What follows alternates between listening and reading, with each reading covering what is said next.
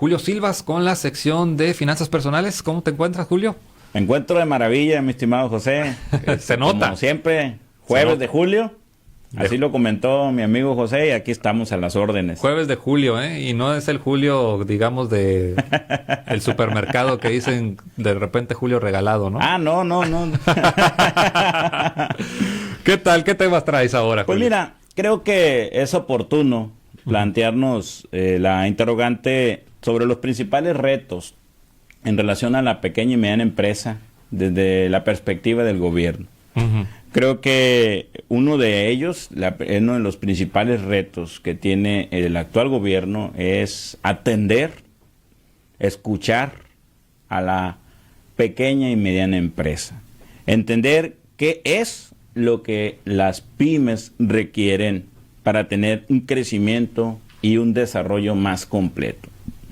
Por ejemplo, hoy por hoy, uno de los principales problemas que se tienen a nivel Estado, estimado José, es en el caso de maquinaria y equipo, que no encontramos operadores. Uh-huh. Los que están, muchos de ellos se desarrollaron en una época donde la tecnología no avanzó tan rápido y hoy por hoy están en algunos casos desactualizados, subutilizando una maquinaria o equipo que pues contribuye cuando se utiliza de manera efectiva a elevar la productividad, pero la otra es que no encontramos operadores de maquinaria y si bien es cierto, ICATSIN es una institución importante que ofrece opciones de capacitación técnica, por ejemplo para estilistas y cosas así, convendría que empezaran a plantearse tanto ICATSIN como CONALEP el tema de los operadores de maquinaria, que además ellos actualmente por la escasez tienen ingresos muy buenos. Un operador te puede estar ganando los 25,000 pesos mensuales, ¿no? Uh-huh. Por citar un ejemplo. Otro, creo que el gobierno tiene que satisfacer el tema del desarrollo financiero y económico de las pymes. Y en este sentido, mantener el tema del financiamiento. Ya hay un instrumento que se creó desde hace varias administraciones. Creo que este instrumento que se llama Red Focin o Sinaloa Positivo, hay que mejorarlo, afinar su operación para atender más empresas y sectores o definir sectores prioritarios. Pero no solo se trata de ofrecer un crédito de menor cantidad para que alcancen el mayor número de empresarios, sino más bien atender la necesidad de crédito que tienen las pymes. Y te estoy hablando que en promedio, en el ámbito estatal, la demanda más común sería por lo menos de créditos de 600,000 pesos Uh-huh. o hasta de 2 millones de pesos. Creo que esta parte aliviaría bastante a las pymes que hoy se encuentran precisamente batallando en el ámbito financiero. Por otro lado, creo que este gobierno seguramente lo va a hacer, ¿no? Pero es definir programas y políticas específicos para atender a la pequeña y mediana empresa. Hago un paréntesis en esto. El microempresario es el universo.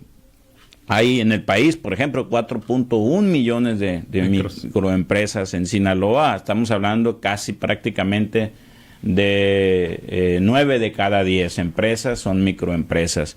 Y ellas tienen una necesidad muy particular o necesidades muy específicas que difieren a la que tiene el pequeño y mediano empresario, que es el que nos interesa mucho fortalecer. ¿Por qué? Porque el pequeño y mediano empresario tiene ingresos más o menos entre los 4 y los 250 millones y en general para el Estado es muy importante porque los MIPYMES, José, contribuyen con el 99.3% del total de impuestos sobre nómina que recauda Sinaloa. Y estamos hablando de una cifra no menos de 1,800 millones de pesos anuales.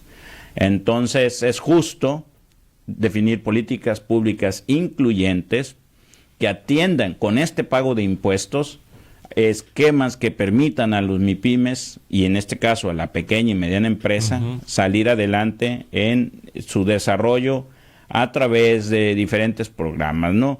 Otro factor importantísimo que consideramos nosotros que valdría la pena comentarle al señor gobernador y a su gabinete es el tema de la formación. Ya ves que tuvimos prácticamente un problema de pandemia, nadie sabíamos cómo iba a estar, pensábamos que en 2 o 3 meses, pero creo que tenemos que aprovechar esta experiencia para que nosotros los empresarios, de manera coordinada con el Estado, tengamos la capacidad de enfrentar este tipo de situaciones de incertidumbre y complejidad.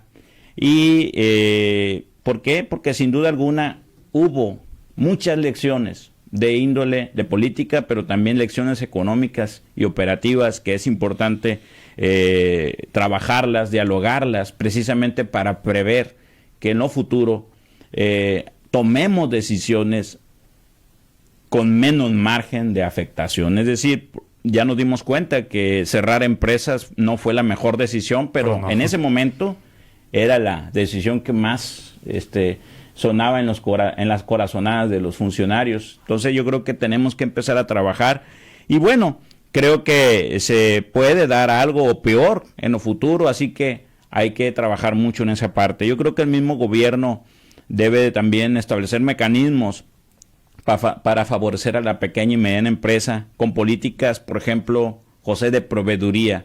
Es un deporte nacional que los gobiernos muchas veces te compran, pero no te pagan.